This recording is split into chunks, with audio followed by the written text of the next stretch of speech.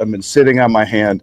I will say that I have devil's advocate in terms of perhaps the way the federal government looks at it. And I want to bring into focus Judy Shelton's argument of issuing 50-year treasuries. Mm-hmm. Because as we said earlier, we have that $37 trillion debt, but the unfunded liabilities, Jason's point, in Medicare, Medicaid, Social Security exceed $175 trillion.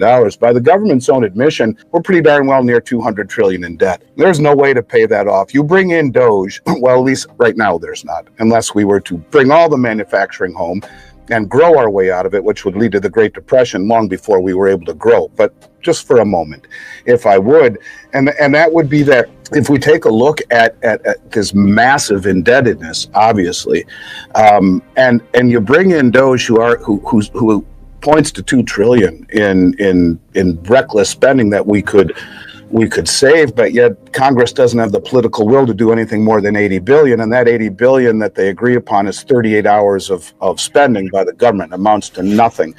So to Judy's point, in a world where the Treasury bond is losing demand globally, and that's not something that's even debatable, how do you find demand in a country where Trump wants to raise the debt ceiling? There's going to be another $3 trillion deficit. We owe $28 trillion in treasuries that are coming due in 3 years, yet we only take in $5 trillion in tax revenue. He wants to lower taxes, but not lower spending. That's a problem. And even if you don't lower taxes and you keep it at $5 trillion, that's $15 trillion. We owe 28, but that doesn't take into account the $3 trillion this year and whatever we do the next 2 years in deficit spending. The math doesn't add up. So how do you find demand for the Treasury bond in that environment without letting rates go parabolic to attract that demand? If rates do go that high to attract demand, what happens to stocks?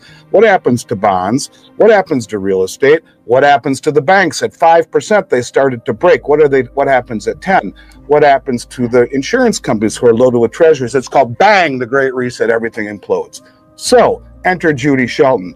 You reshore all the gold. Oh, wait, didn't we just say we become net importers of gold? I think we did. Over $100 billion that we know of. You contemplate revaluing gold. Where is gold held? Oh yeah, in the gold revaluation account. That's the name of it. You can't make it up. It's happened 3 times before in this country. Who would that benefit? Well, that would benefit every central bank on the planet, number one. It would also benefit the United States government if indeed it is the entity behind this massive month over month imports of gold at record levels. The largest import ever into the history of the COMEX on the May contract. Who's standing for delivery for almost $9 billion in gold? You put all this stuff together. Okay, Judy, so we peg a 50-year treasury to gold. Why? Well, because what that does, if you do revalue it, now James Rickard says 24,000. He comes up with that number by taking the money supply and dividing it into the gold that hasn't been audited since 53, and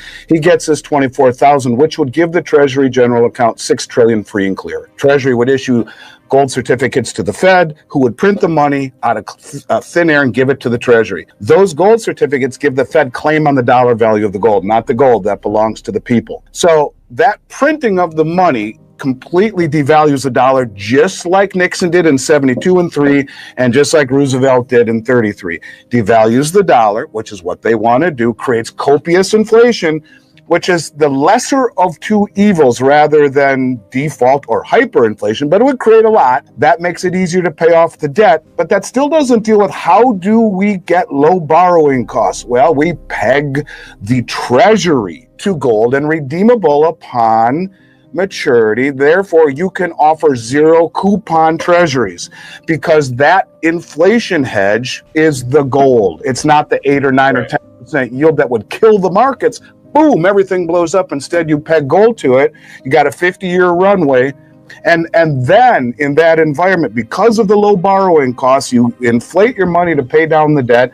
The Treasury gets $6 trillion under Jim's scenario to start paying down the debt. And then you start reshoring your manufacturing at a very, very low cost of borrowing. And you try and produce your way out of it. In my opinion, what the hell do I know?